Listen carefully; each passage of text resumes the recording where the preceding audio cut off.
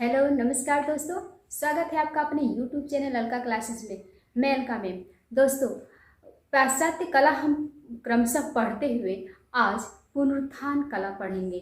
पुनरुत्थान कला वह कला जो मानवतावादी है, जो मानवतावाद की कुंजी है, पुनरुत्थान कला। दोस्तों, जैसे कि हम जानते हैं कि पुनरुत्थान कला का समय काल था 1350 से 1530 ईस्वी तक। ठीक है, और यह इटली में फ्लोरेंस में इसका जन्म हुआ था। इटली में, ठीक है, ध्यान दीजिएगा, ये इटली में इसका जन्म हुआ था। फ्लोरेंस में समय काल था इसका 1350। अब ध्यान दीजिए कि गोथिक कला का अंतिम समय क्या चला था। गोथिक कला का अंतिम समय आपका था 1400। अब देखिए यहाँ 1350 है, 1350 है। यहाँ जो 50 वर्ष है आपका है, 50 वर्ष इस अंतिम चरण में, इसी काल में जियोत्तो नामक कलाकार रहता है। गोथिक कला का अंतिम कलाकार था जियोत्तो। और इसी के चित्रों में सर्वप्रथम पुनरुत्थान काल के चित्र के परिलक्षित होने लगते हैं। ठीक है, जियोत्तो की कला में वहाँ के कलाकार, गोथिक कलाकार जो हैं, वह गोथिक कला से असंतुष्ट हुए। फिर उन्होंने अपने चित्रों में थोड़ा सा परिवर्तन लाया, जो पुनरुत्थान काल के नाम से आज विख्यात हुआ। देखिए, जियोत्तो से पहले हम इसको ये समझ लेते हैं, पुनरुत्थान कला जो है, इसको एक शब्द और कहते हैं, रिनेंसा शब्द। रिनेंसा।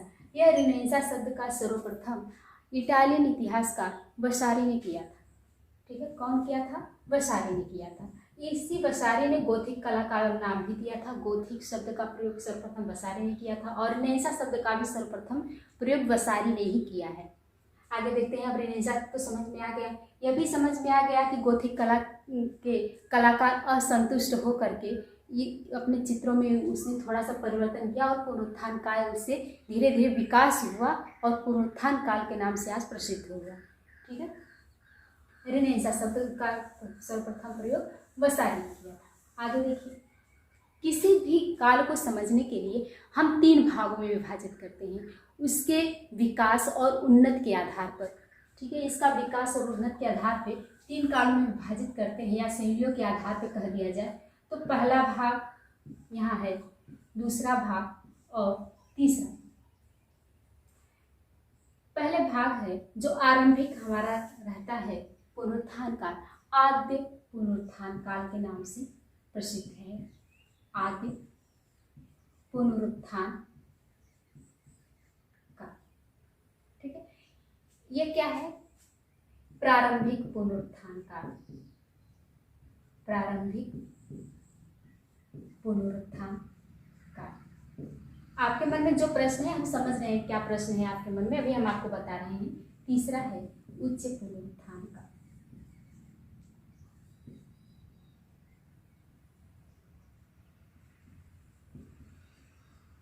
उच्च पुनरुत्थान काल। आप यही सोच रहे हैं कि यह आद्य पुनरुत्थान काल होगा, यह प्रारंभिक पुनरुत्थान काल हो गया, एक ऐसे हो गया। तो हम ये तो समझने के लिए भी बता रहे हैं, और परीक्षा में ऐसे प्रश्न भी आ सकते हैं, क्योंकि आद्य पुनरुत्थान काल वैसे ज़्यादातर पढ़ाने वाले तो यही 2 ही पढ़ाते हैं कि प्रारंभिक पुनरुत्थान काल और उच्च पुनरुत्थान काल। 2 ही चीज़ के बारे में आप ही जानते हैं, और बाकी पढ़ाते भी हैं। लेकिन आद्य पुनरुत्थान काल भी है। ठीक है, हमें उसके बारे में समझना है, जानना है। क्यों? क्योंकि हमारी परीक्षा में यहाँ से प्रश्न पूछा जा सकता है कि आद्य पुनरुत्थान काल के कलाकारों के नाम बताइए। ठीक है, या निम्न में से कौन आद्य पुनरुत्थान काल के कलाकार हैं? तो कोई भी यहाँ से 3 ऑप्शन दे देगा, और एक ऑप्शन यहाँ का रहेगा जो कंफ्यूज करेगा आपको। तो आपकी समझ में अगर आद्य पुनरुत्थान काल नहीं आया, तो आप भी तो यही समझेंगे कि प्रारंभिक काल का रहा है, प्रारंभिक पुनरुत्थान काल का रहा है। लेकिन नहीं, आद्य पुनरुत्थान काल है, जिसमें सिर्फ मात्र 2 ही चित्रकार को आपको याद करना है। ठीक है, देखते हैं। अभी हम आपको बताए हैं, चर्चा हुई थी कि गोथिक कला का अंतिम कलाकार जियोत्तो था, और पुनर्जागरण का आरंभिक कलाकार भी जियोत्तो था। तो उसको आद्य पुनरुत्थान काल में रखेंगे जियोत्तो को। सबसे पहले इसका काल हम देख लेते हैं। आद्य पुनरुत्थान काल ये आरंभिक है, तो शताब्दी, ठीक है, 14वीं सदी। यह प्रारंभिक पुनरुत्थान काल है आपका 15वीं सदी। 15वीं सदी एक उच्च पुनरुत्थान काल है, 15वीं के अंतिम चरण और 16वीं सदी का आरंभिक चरण, ठीक है। 15वीं सदी का अंतिम चरण एवं 16वीं सदी का आरंभिक चरण, ठीक है, या इसको सिर्फ 16वीं सदी ही नाम दे देगा, ठीक है। अब परीक्षा है, परीक्षा बहुत पास में है हमारे, तो बहुत कम समय है, इसलिए हमको बहुत सावधानी पूर्वक पढ़ना है और बहुत महत्वपूर्ण चीज को ही पढ़ना है, ठीक है। अब यह आपका आ गया 15वीं सदी, 14वीं सदी, यह 15वीं सदी और यह आपका 16वीं सदी आ गया, ठीक है। उच्च पुनरुत्थान काल का समय काल क्या था? 16वीं सदी, यह ठीक है। यह भी पूछ सकता है 15वीं सदी का अंतिम चरण। समझ में आई ये बात? अब रिनेसां शब्द का प्रयोग कैसे हुआ इन काल के आधार पर, ठीक है। पुनरुत्थान, जो आदि पुनरुत्थान कला था उसको प्रोटो रेनेसां का नाम दिया गया, प्रोटो रेनेसां का नाम दिया गया। प्रारंभिक पुनरुत्थान काल को अर्ली रेनेसां का नाम दिया गया। ऐसे भी प्रश्न पूछा जा सकता है कि अर्ली रेनेसां के चित्रकारों का नाम बताइए, कलाकारों का नाम बताइए। अब यहाँ पर हाई रेनेसां,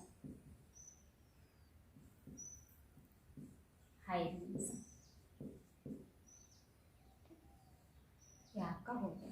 अब यह बात आपकी समझ में आ गई होगी कि 14वीं सदी है, यह 15वीं सदी है और यह 16वीं सदी मान लिया जाएगा, ठीक है। यह तो प्रश्न आपका कैसे पूछता है, उसकी प्रकृति कैसी है प्रश्न की, इस हिसाब से आप यहाँ पर टिक करेंगे। और प्रोटो रेनेसां में देखिए 2 ही कलाकार को पढ़ना है। प्रारंभिक जो प्रारंभ हुआ है पुनरुत्थान कला का, किसके चित्रों से? जियोतो। 2 कलाकार को आप यहाँ पढ़ेंगे, जियोतो को, और जियोतो का गुरु था सिमाबुए। बस यहाँ से यही प्रश्न पूछेगा कि प्रोटो रेनेसां के कलाकार कौन है? जियोतो, सिमाबुए, ठीक है। या आदि पुनरुत्थान काल के नाम। देखिए बहुत ज़्यादा प्रश्न नहीं आता, लेकिन आ भी सकता है, ठीक है। एक प्रश्न तो यहाँ से आ भी सकता है, लेकिन अब हमारा मुख्य रूप से प्रारंभिक पुनरुत्थान काल और उच्च पुनरुत्थान काल पढ़ना है, ठीक है। अब यह तो आपके इतनी समझ में आ गया होगा, इतनी बात आपकी समझ में आ गई, लेकिन अब यहाँ पर हमको मुख्य रूप से यही पढ़ना है, क्योंकि हमारे जितने भी कलाकार मुख्य हैं यह यहीं से हैं। यहाँ पर तो सिर्फ आप 3 ही कलाकार को पढ़ेंगे, लेकिन इसमें तो कलाकारों की भरमार है प्रारंभिक पुनरुत्थान काल में, ठीक है। देखिए दोस्तों, अब हम आप जो है स्टार्ट कर रहे हैं प्रारंभिक पुनर्जागरण काल।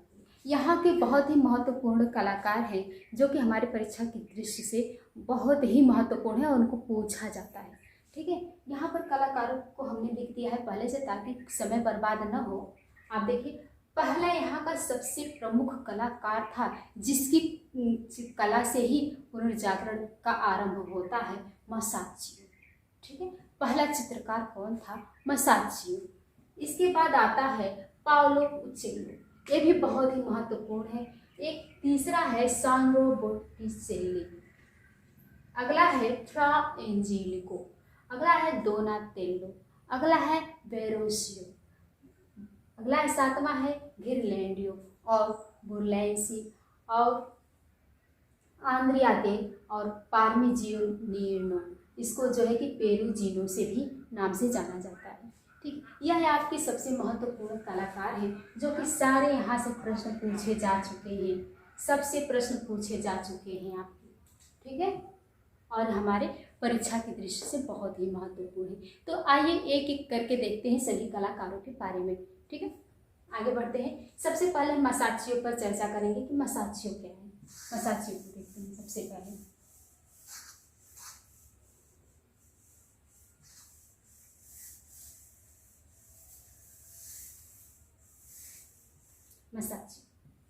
मासाचियो का जन्म 1401 ईस्वी में हुआ था। 1401 ईस्वी में हुआ था। इसका जो प्रारंभिक चित्र है यह ज्योतिषों की कला से प्रभावित था। ज्योतिषों की कला का गहन अध्ययन किया था। यह ज्योतिषों की कला से प्रभावित था, तो इसका आरंभिक चित्र जो है ज्योतिष शैली से प्रभावित होने के कारण पुनर्जागरण काल का प्रथम और प्रमुख कलाकार इसको माना जाता है। इसका एक चित्र है द ट्रिनिटी। द ट्रिनिटी बहुत प्रमुख चित्र इसका माना जाता है, द ट्रिनिटी। ठीक है, आगे देखिए, यह द ट्रिनिटी क्या है? यह भित्ति चित्र है। ये क्या है? आपका भित्ति चित्र है। यह ज्योतिषों की कला से प्रभावित था, ज्योतिषों की कला का गहन अध्ययन किया था। इसका जन्म 1401 ईस्वी में है और इसका प्रमुख चित्र है क्या है? द ट्रिनिटी है। अन्य चित्र है, अन्य चित्र में देखिए, चित्र ही तो पूछेगा आपसे और ये पूछेगा कि किस काल का चित्रकार है। तो अन्य चित्र में देखिए, Madonna and child, Madonna and child,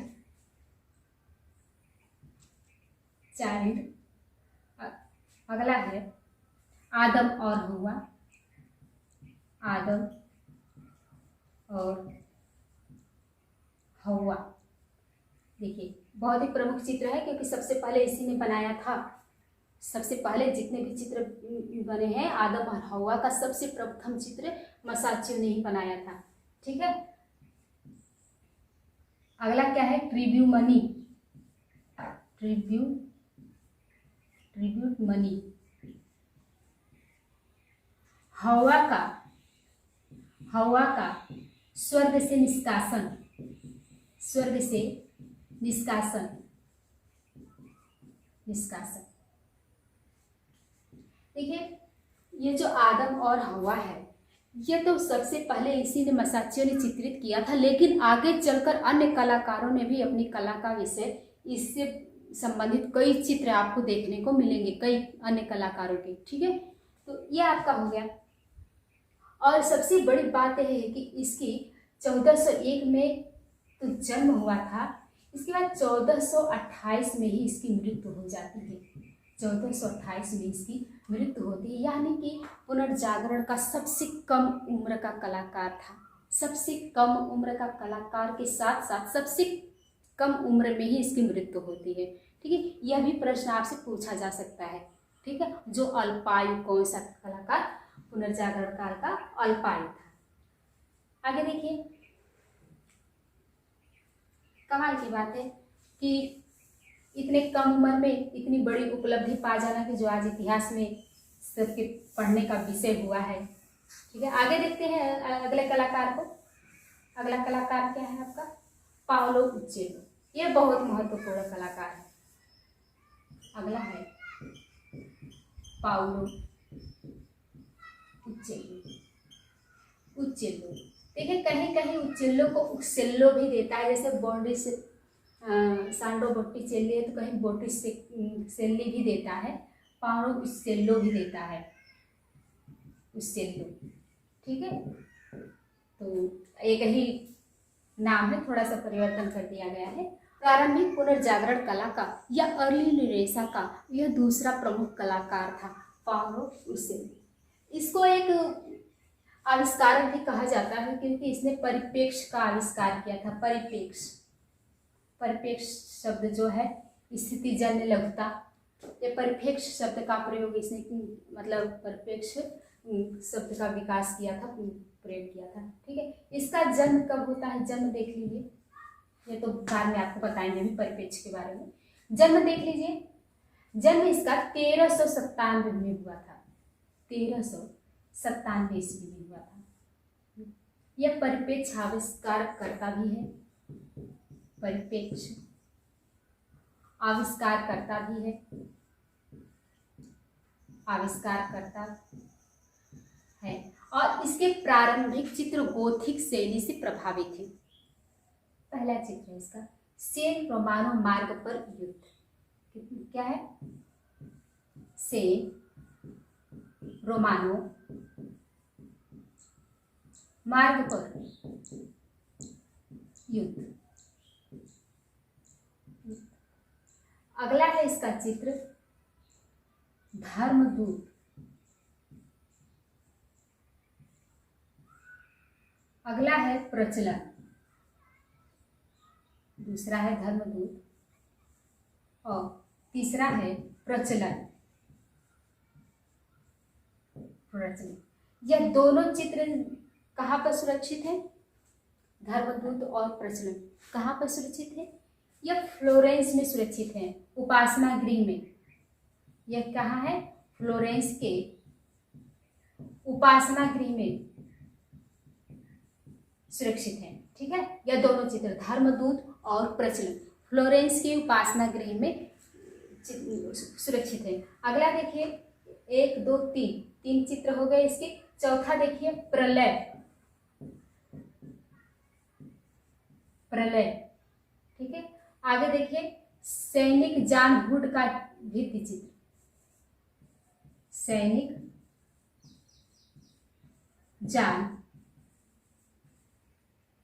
John hood का भित्ति चित्र।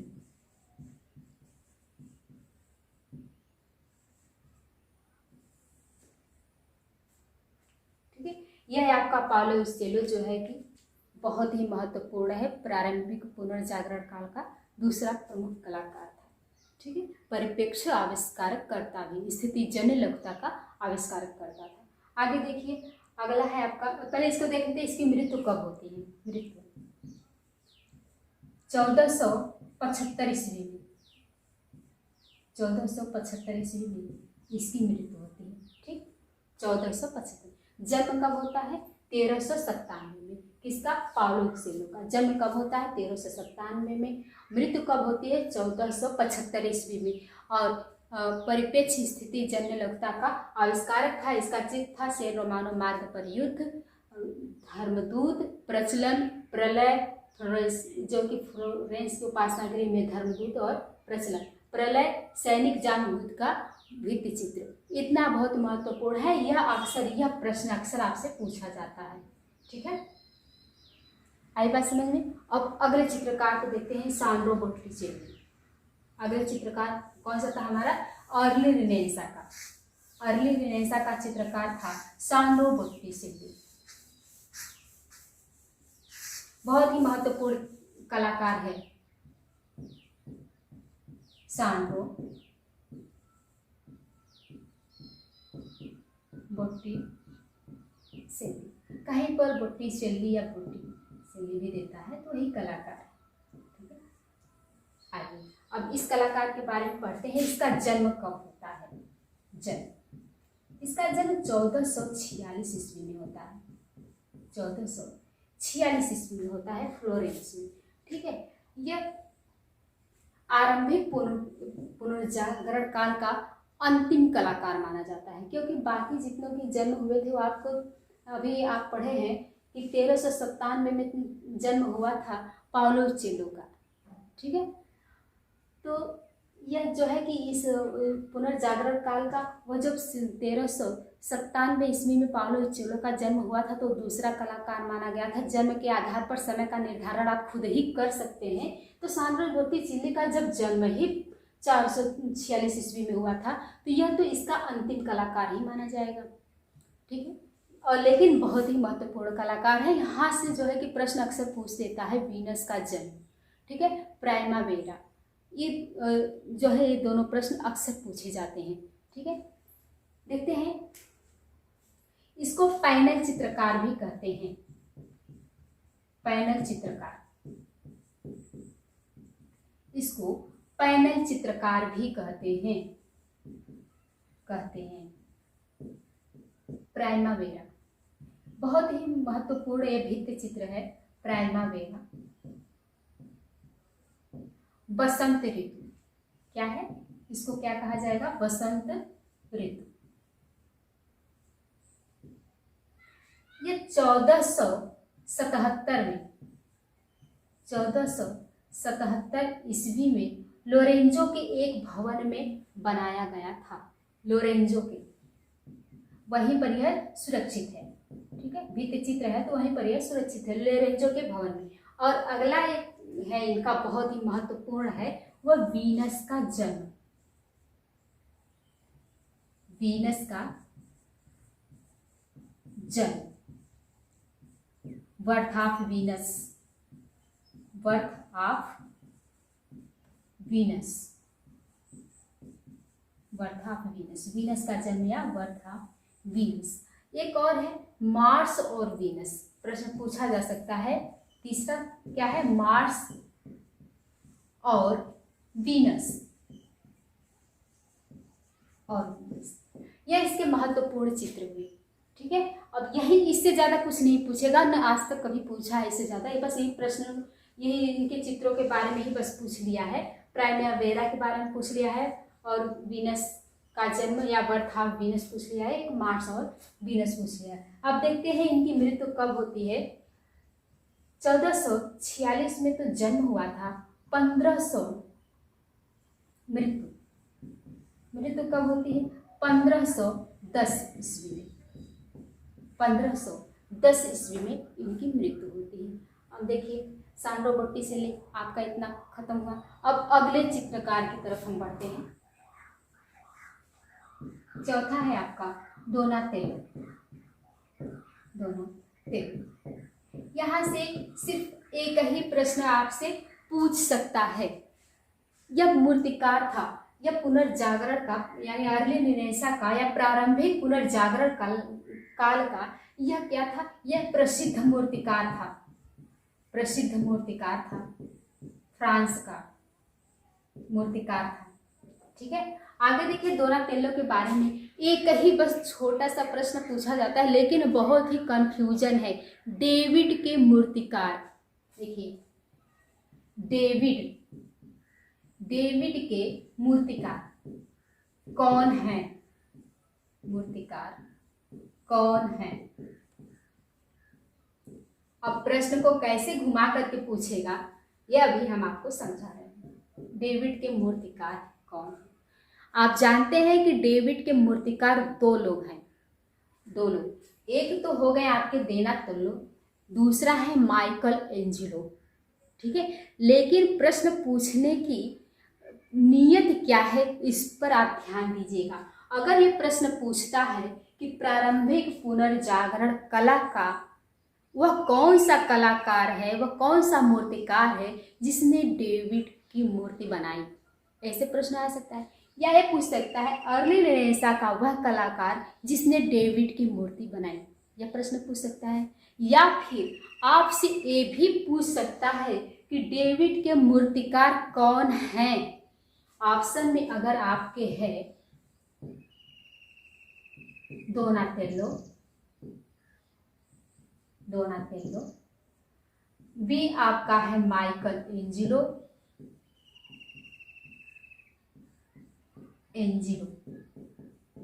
या तीसरा कोई अन्य दे देगा। ठीक है, चौथा कोई अन्य दे देगा।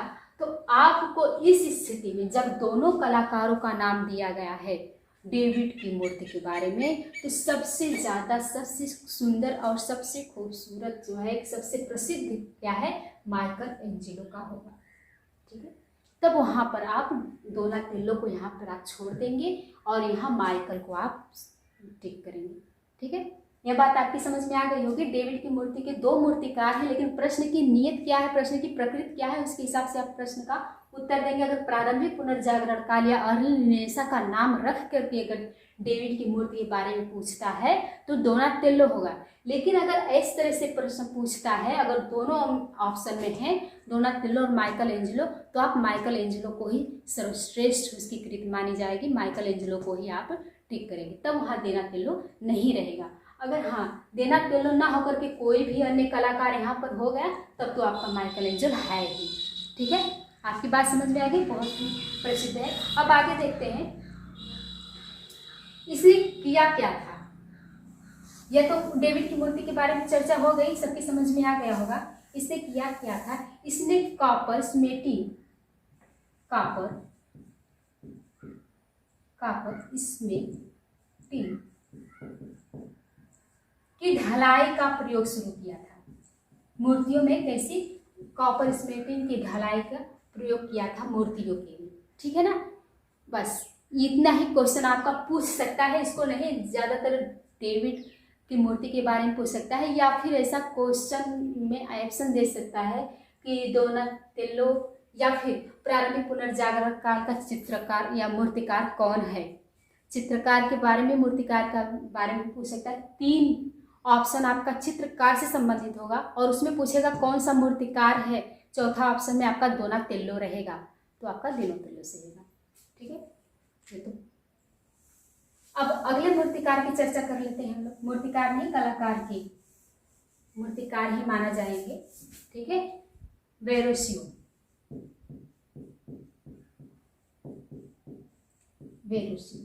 वेरोसियो कौन था? बस एक लाइन के आप जानिए, क्योंकि इनके बारे में बहुत ही कम सामग्री उपलब्ध हुई है, लेकिन सिर्फ एक ही चीज़ है। वेरोसियो कौन था? तो यह विंची का गुरु था। विंची कौन था? Leonardo da Vinci. ठीक है, विंची का गुरु था। अब अगला देखिए, अगले कलाकार को देखते हैं हम लोग, घिरलैंडियो।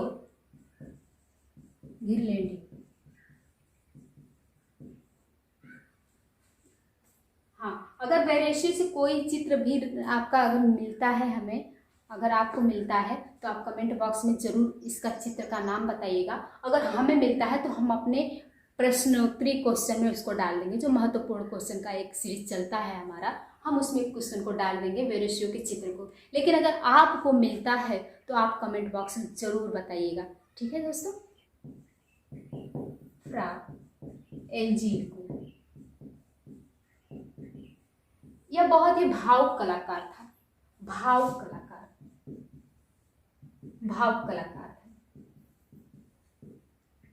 यह ईसा का चित्र बनाते समय, जब ईसा की सूली का चित्र बनाया था, यह कौन सा? ईसा की सूली चित्र बनाते समय यह निरंतर रोता रहता था। जब तक चित्र बनाता था इतना यह भावुक था कि ईसा की सूली का चित्र बनाते समय निरंतर रोता रहता था। यह प्रश्न आपके पूछा जा सकता है कि कौन सा पुनर्जागरण काल का वह कलाकार का नाम बताइए जो ईसा की सूली का चित्र बनाते समय निरंतर रोता था। ठीक है, बहुत ही भावुक कलाकार था ये। आगे देखिए, एक और कलाकार है आपका पार्मिजियानो।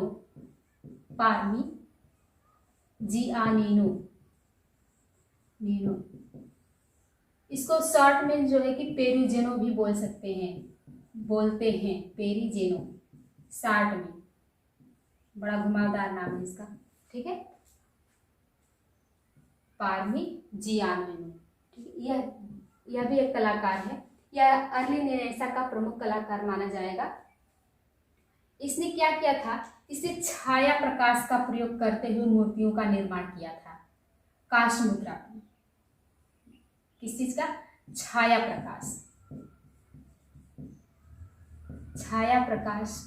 का प्रयोग करते, काष्ठ मुद्रा पर प्रयोग करता था, काष्ठ पर। ठीक है, छाया प्रकाश। अब देखिए, छाया प्रकाश का प्रयोग करने वाला कलाकार क्या है? जियो पेरिजेनी। क्या है? प्रारंभिक पुनर्जागरण काल कलाकार था। ठीक है, आगे देखते हैं।